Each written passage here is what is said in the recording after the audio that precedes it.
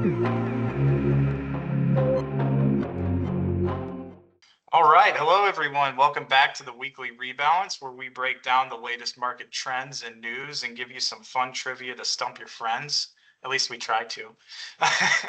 This week, we've got some interesting data to go over. We've got a market update in general, like we normally do, and then we're going to go over territory acquisition by the United States and the impact or lack thereof in the market that we can measure, at least going that far back. So, an exciting one today, and I'm looking forward to getting into it. Absolutely, pretty exciting. Yep, thanks, Nick. So let's get into the market performance, which a lot of that driven by the conversation around the United States acquiring, is that the right term for it? Acquiring Greenland? Yeah, I think it depends on what actually happens. Yes, yes. I guess Trump did say that he's against using violence or any Yes. force to acquire Greenland, which is probably a good thing, but Yeah. hopefully a Yeah. good thing. But yeah, the I guess market that definitely rules out reacted. usurps, which would have been a fun vocabulary word. Yes, yes. But the market did not like it at all. We gave up basically all of our year-to-date returns in the S&P 500. It rebounded a bit today. The S&P 500. This is about 4 o'clock on Wednesday, and we're finally wrapping up the day. The S&P's up 1.25% about, which brings us back to positive on a year-to-date basis. But big pullback there yesterday, and not very fun to go through if you're if you're a S&P 500 investor. No, definitely not. I mean, we had a lot of things happen this weekend, and there's been a number of market reporters that are pointing towards the Japan debt market as well, having some bleed over effect on top of Greenland. So we had it was a busy news weekend. It was a long weekend as well. So a lot of time for news to get out there into the market and resulting in a pretty negative Tuesday. Yeah, absolutely. Well, yeah, the S&P 500 sold off 1.5% on the tensions or maybe the issues in Japan as well, but big sell off there. Uh, the volatility just increased as well. So volatility increased quite a bit. The VIX spiked, and obviously that was a negative thing for with the trend yesterday. So yeah, very rough start to the week there on Tuesday, especially with the long weekend. So a lot to digest, and then it was digested on Tuesday and not in a positive way. No, definitely not. I guess we've been talking about silver and gold a lot, but they had a pretty good day yesterday. Yeah, silver was up something like 7 or 8%. Gold was Yep, I up think as well. all-time high, hit another all-time high. Yeah. Yeah, absolutely. But we rebounded a bit today, so that's good. The markets seem to digest things and maybe made some pivots there. We'll have to see. Lots to digest there, and to be honest, tricky to draw a lot of comparisons with other historical events where countries like the United States are acquiring large pieces of land, eh, which gives us not a lot to go on, and hard to tell how serious the administration is about this. I think, initially speaking, the administration wasn't taken all that seriously, kind of like their conversations around Canada being the 51st state, kind of Yeah. laugh it off a little bit, but that's just, I guess that's what everyone's digesting on Tuesday. And, I think the big concern and a lot of the focus was on, well, there's a lot of debt needed to acquire Greenland if we're going to do it with an actual purchase. And a lot of that debt is owned by European countries, which are in turn, not in favor of buying the U.S. buying Greenland. Yeah. Yeah. Certainly would be a lot for the debt markets to digest. That's for certain. Yeah, absolutely. So, anyways, to get into the research, we're kind of leading there already, but the research of the week was trying to look for comparisons between what's happening today, or at least the conversation around what's happening today, and historical land purchases. And there are some. There are some. So what did you find in your research, Nick? Yeah, it was interesting looking back in time, especially because our availability of market data is relatively limited. I know in previous podcasts we've talked about how the New York Stock Exchange was founded, before 1800, but getting data back to that point is very difficult. Um, we were able to find some really useful data published by Robert Schiller, which I think most people in the industry are going to be familiar with him, but he is like the OG of long-term equity analysis, just long-term analysis in general. He's a big deal. He published some data that studies, or it just lists stock price returns going back to, I think it was 1871. Let me verify this. We didn't use all of the data because there were a couple that were more relevant that were a little bit closer. But yeah, the data goes back to 1871. So we've got the 10-year treasury yield at that time. We've got the price change for stocks and the movement in fixed income markets as well.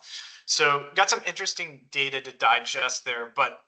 And Ethan, I know you did some research as well, but really what I found is it's really difficult to point towards a huge marked reaction to uh, the announcement of the acquisition of new territory. And I think in part because it was just very commonplace back then. We're in a very different regime than we were prior to World War II and the establishment of the United Nations and everything like that. So acquiring territory sounds really strange to someone like us today, but Yeah.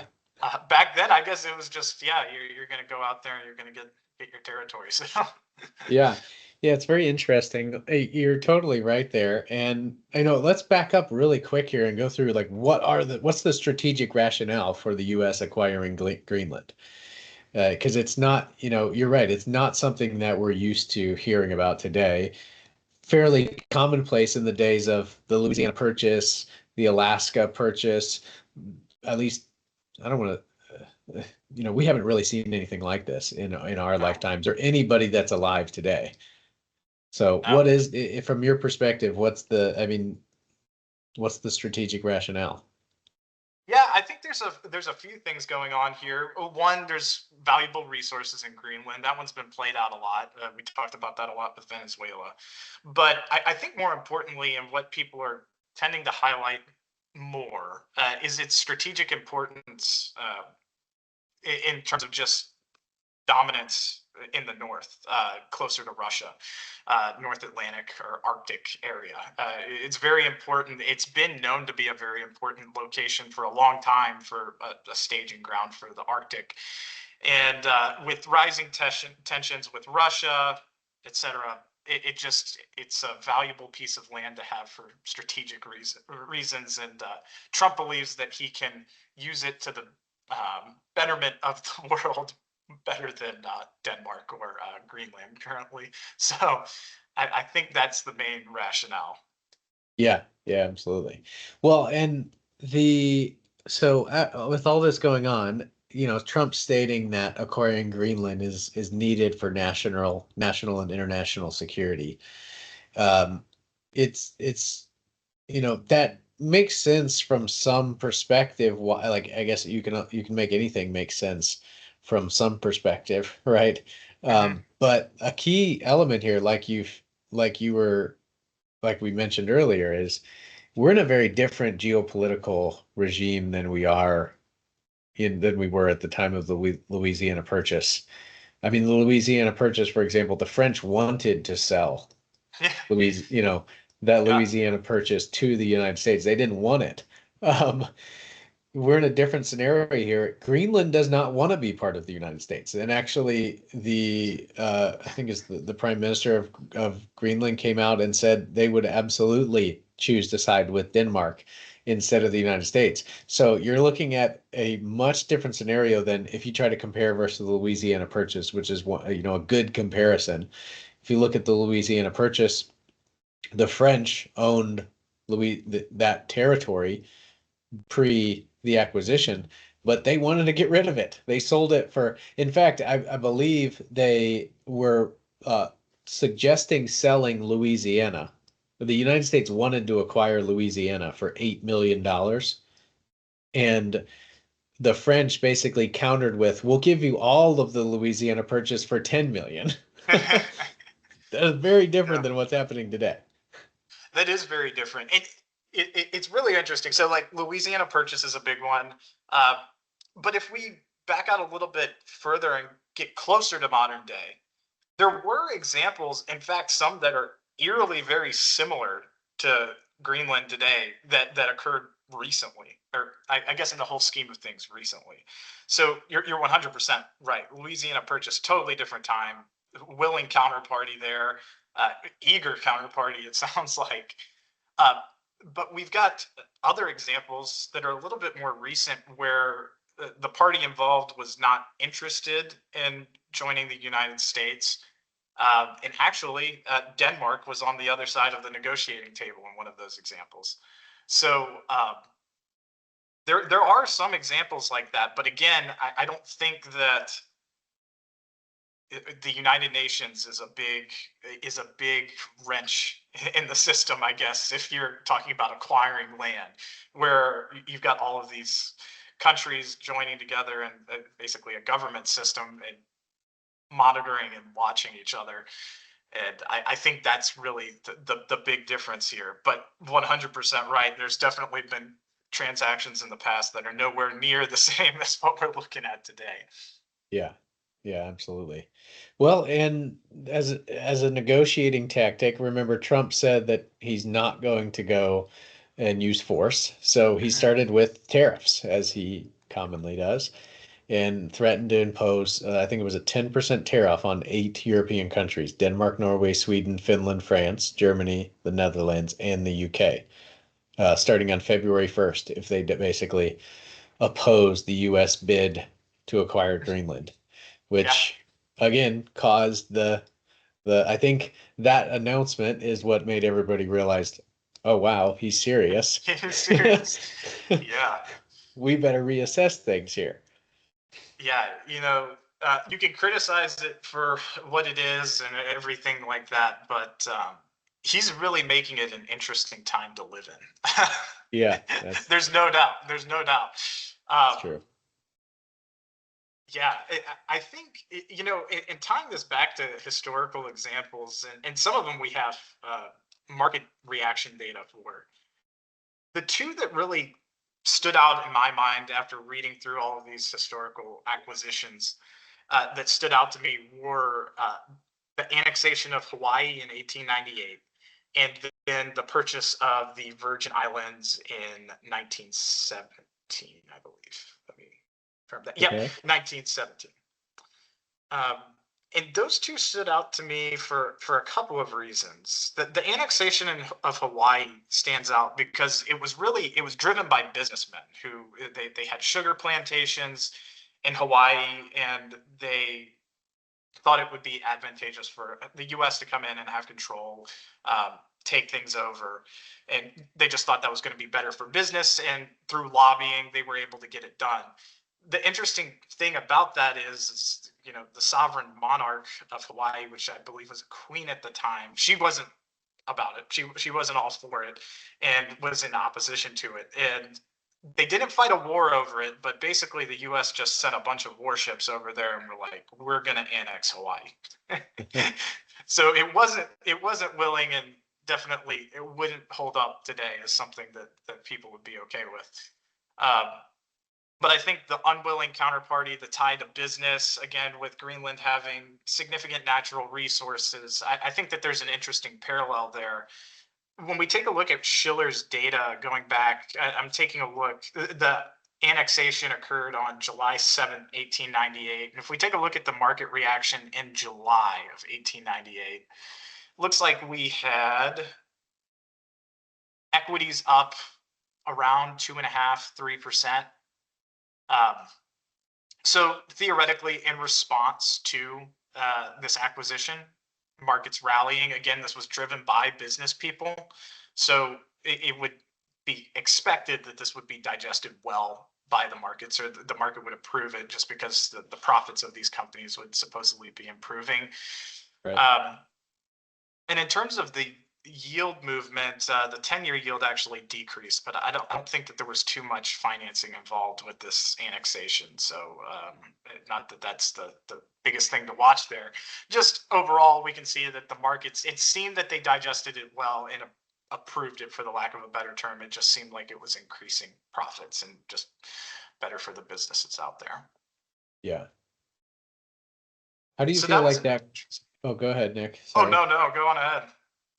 How do you feel that contrasted? Let's be a little bit predictive here and do some prediction for if Trump proceeds with this aggressively and tries to acquire Greenland and purchase it for $500 billion or whatever his offer was.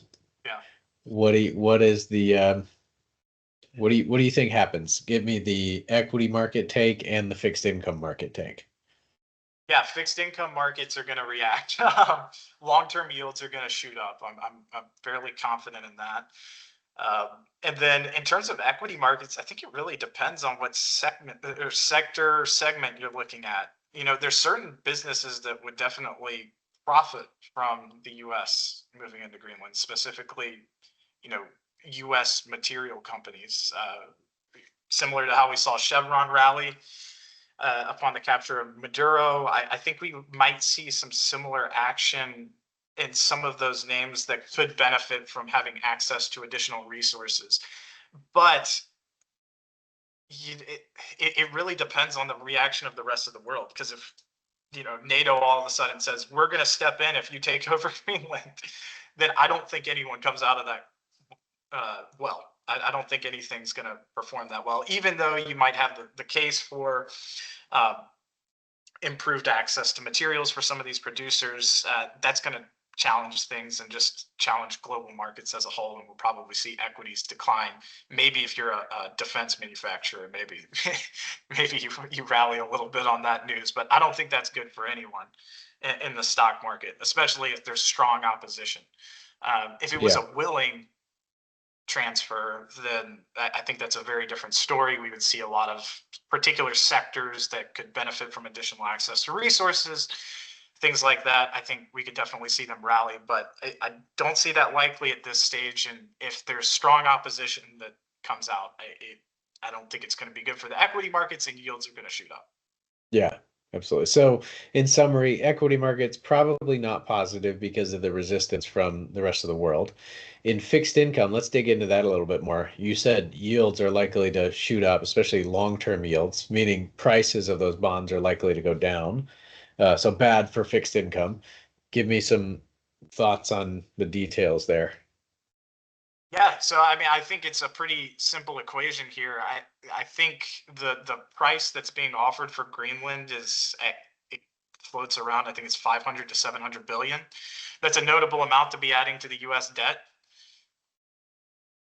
If Denmark that just outright, so that just reduces the credit quality of the U.S., adds to the debt, and that is going to increase yields as consumers or purchasers demand more yield to compensate them for the additional risk in that debt, especially just such a large addition to that debt in a short right. In addition to already running a deficit.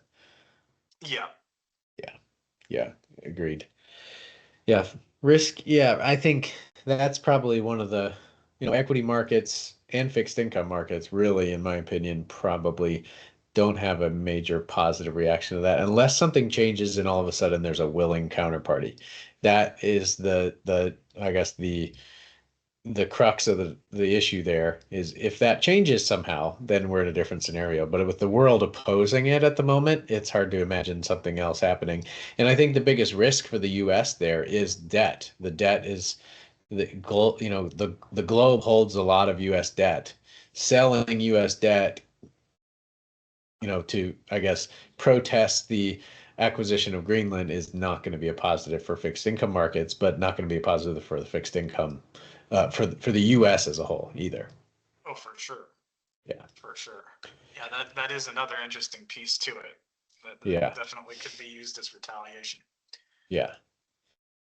Certainly. Oh, awesome. Well, any other thoughts on the research on Greenland for this week, or should we move on to trivia? I do have a quick addition to make to that, and this one I just found really interesting because of how similar it is to the current scenario that we're in today, and that's the acquisition of the U.S. Virgin Islands in 1917. Um, the U.S. acquired the Virgin Islands from Denmark, actually, and they had been wanting the Virgin Islands for 50 years. They'd been in negotiation with Denmark to purchase this land. And in 1917, World War I is fully in force, and basically the U.S. just said to Denmark, sell us the Virgin Islands or we're going to take it over. And so they sold it for $25 million in gold coins. So we have had land exchanges with Denmark in the past. Denmark was not a willing counterparty. And if you think about it, that's not that long ago. It's only 109 years ago. The oldest person alive actually witnessed that. So that's really shocking to me. That stood out to me largely because when you think about it in the whole scheme of things, it's not all that long ago. Yeah. But that just seems so foreign. Like if the U.S. were to do something like that today, offer someone some money for some land and then say, if you don't sell it to us, we're just going to take it. That just doesn't sound like something that happened in 1917. That sounds like something that happened in the 1400s over in Europe somewhere. So I found that really intriguing. Now, it's really difficult to parse out the impact on the markets at that time because it's digesting that the U.S. is going to war. It's World War I. So the equity markets reacted poorly. And it's hard to say that that's attributable to the purchase of the Virgin Islands. But just found that really interesting, especially because, here we are 100 years later and we're essentially in the same scenario. There's an offer to purchase some territory that the U.S. has had its eye on for a while. And Denmark's the counterparty and force was threatened. So I guess not anymore, but it was on the table for a little bit of time. So I found that really intriguing. Yeah, that is intriguing. That's closer to our current day than you might think. Something like that happened because it does seem something like from a very far gone time. But yes, maybe 109 years is still a long time ago, but closer than you might think. Yeah, I just find it really funny that it's Denmark again. Yeah, Denmark again. Denmark is on the short end of getting the short stick on all of this. Yeah. It's funny. Oh, sounds good. Well, interesting stuff there. Should we move on to trivia? Yeah, let's do it. All right. So trivia for the week. I've got at least a couple here, mainly related to the tariff threats. So I think I've got one or two. You have one or two, Nick? I've got one or two, yeah. Sounds good. Well, I can go first this week. Sweet. So of all of the 8 countries that are threatened with the 10% tariff, which country has the highest percentage of exports going to the United States? Oh my gosh. I can list off the countries if that helps. Yeah, go on ahead and list them off. Denmark, Norway, Sweden, Finland, France, Germany, the Netherlands, and the UK. Man, I don't know. That's difficult.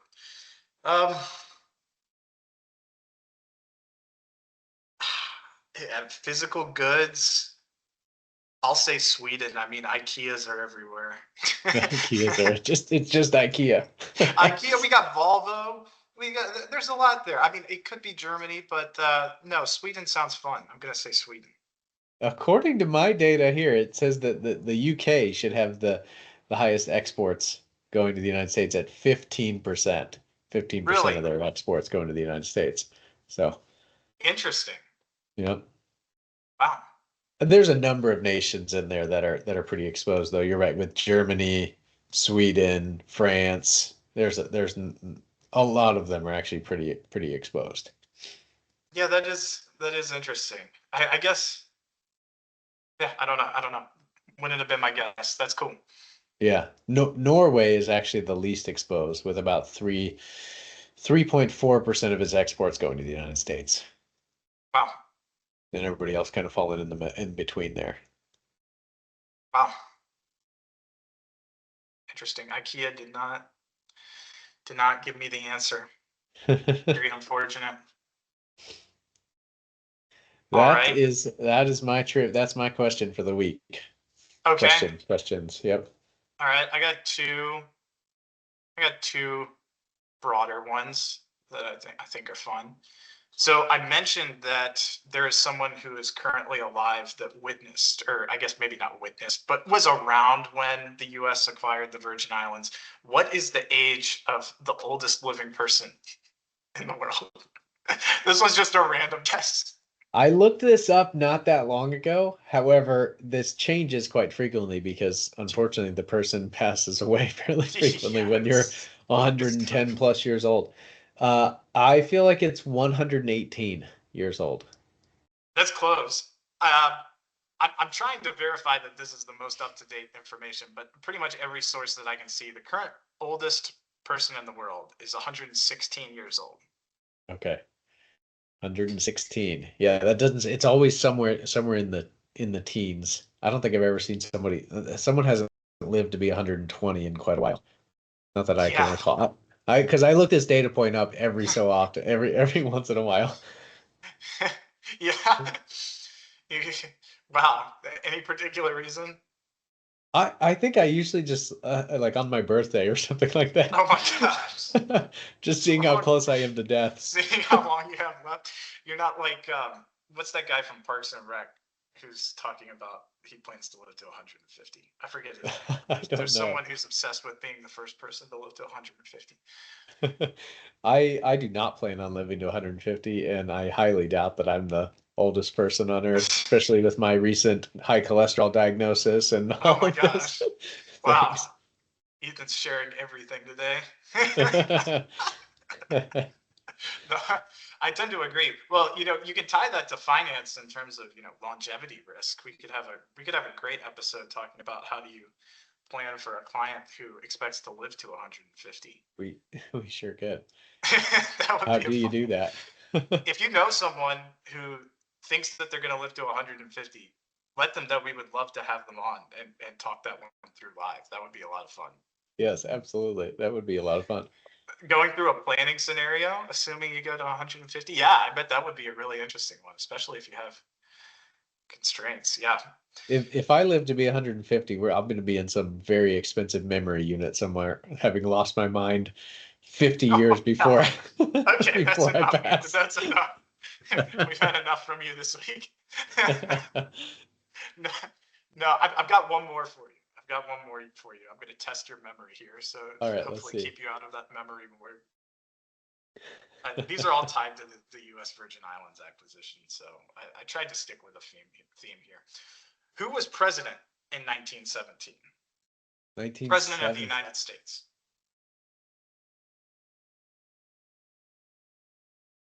President of the United States in 1917.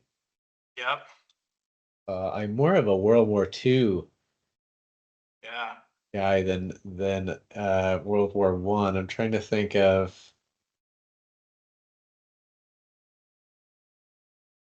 1917. It's not not Woodrow Wilson, is it? It's not, is it? Yes, it is. It is. Yeah. You got it. It is. Okay. You got it. President Woodrow Wilson. I'm impressed. You got it. You got it. Yep. That is not my area of history. That's my forte. But I'm more of the I do enjoy studying World War II and that era a little bit more, but I'm glad I remember that. Yeah, that was a good one. That was a good one. Yeah, he really wanted the Virgin Islands. He was serious. Interesting. Very serious about it. Yeah, I guess so. I did not know that before this research. So Interesting times. Yep. All right. Woodrow Wilson, one of the Virgin Islands. Yep. Yep. He did. He Good. was willing to use force. Yep. Very interesting. Well, interesting times we live in. You're right. The Trump administration and all the stuff going on these days certainly makes it an interesting time to live. That is for sure. Yeah. That is for sure. Sounds good. Well, that I think. Anything else you got, Nick? Other or any closing thoughts, or does that wrap us up for the week? No, that wraps us up for the week, I think. Sounds good. Well, thanks, Nick, and thanks everybody for listening. Thanks, everyone. Bye, everybody.